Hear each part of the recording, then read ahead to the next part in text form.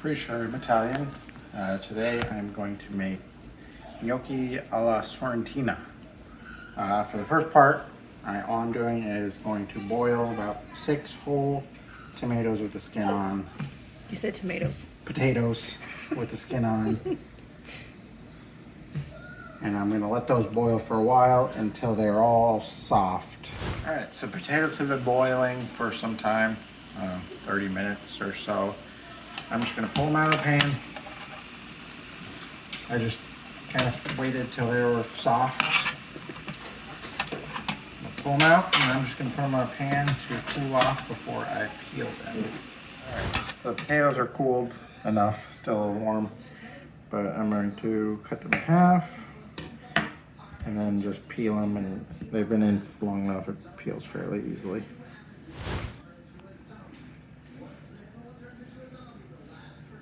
Alright, so peeled, and now I have a ricer. Put the potatoes in the ricer, and then I'll just squeeze it right under the counter.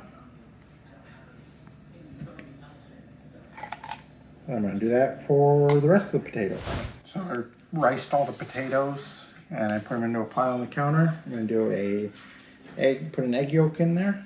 An egg yolk, and then some flour. I'm going to start with, I don't know, half a cup and mix it all in and see what that gets me.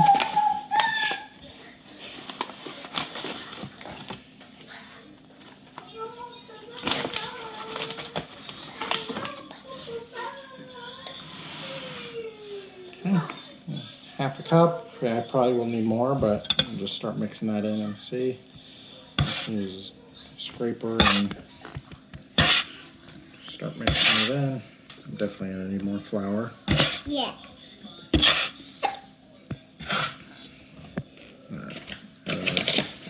Half a cup. About a little bit more. Heaping cup.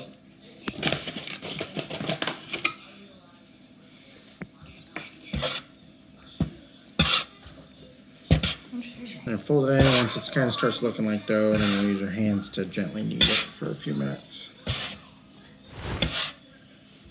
Yeah, I'm gonna need more flour because it's just falling apart. So you want enough flour so it sticks together. Alright, so it's like the consistency of dough. To be honest, I kind of messed it up. Had to add a lot more flour than I thought, but I kept going until it wasn't so sticky anymore. And just covered in dough or flour after the fact. So it's without the flour, it's still very sticky. So just be very generous with the flour. So now I am going to cut off a piece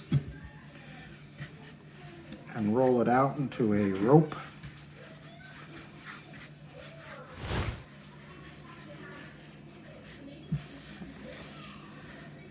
All right.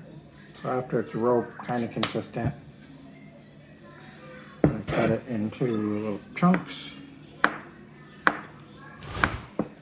about yay big.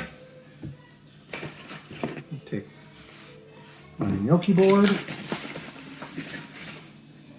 there's plenty of flour on it so it doesn't stick.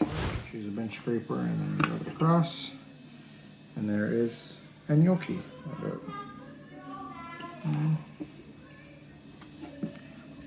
There, so I'm going to do that with the rest of them. I'll make it one from the side. Because I think from the side it's easier to see, because from the front it was kind of hard. You were blocking it with your hand. Okay, I'm going to just put it on the board, use my bench scraper, and roll it around. And it's kind of time consuming, but if you go quick enough, it's just...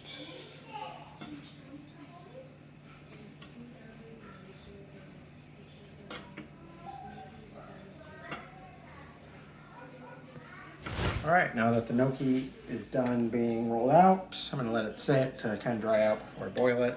And in the meantime, I'm going to work on the sauce. So I have a little bit of oil on the bottom of this, been heating up.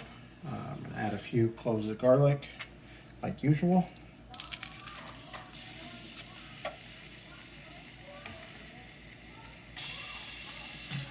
Just let those go until they're soft. Let it go for a minute. meantime, I'm going to start the water boiling, and I'm going to preheat the oven to 400 degrees. Okay, now that that's been going for a minute, I'm going to add a 28-ounce can of crushed tomatoes.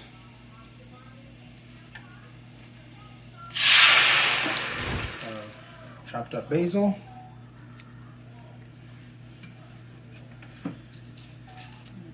And salt and pepper.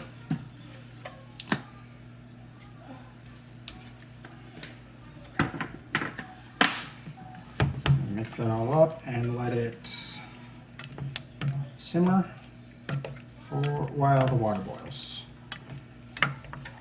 Alright, so the water's boiling. I'm only going to do some at a time. Not going to do a lot, just I'll batch it just because they are pretty delicate. I don't want to ruin them or get them stuck together in the water. Put it all in.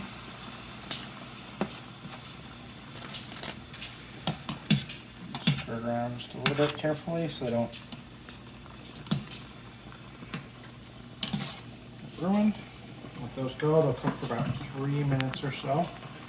And while those are cooking, take just a spoonful of sauce and put it on the bottom of the pan just to coat the bottom of just a ceramic pan. Apparently, traditionally it's terracotta, but I don't know who has a terracotta pot. Alright, so the gnocchi's been boiling for a few minutes. They're all floated to the top. I'm going to transfer it to the sauce. Toss these in the sauce.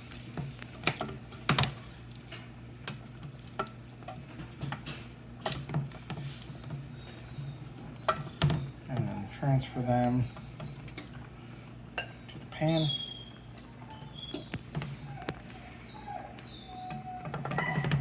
Okay. And then put top of that mozzarella cheese.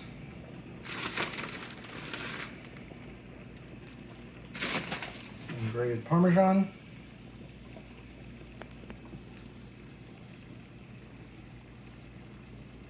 And a little bit more basil. And then I'm going to do that again with the next batch, and the next batch make 2 or 3 layers. All right, it's layered. Did 3 layers. I'm going to pop that in the oven for about 20 minutes. Like that. And then we'll be ready to eat.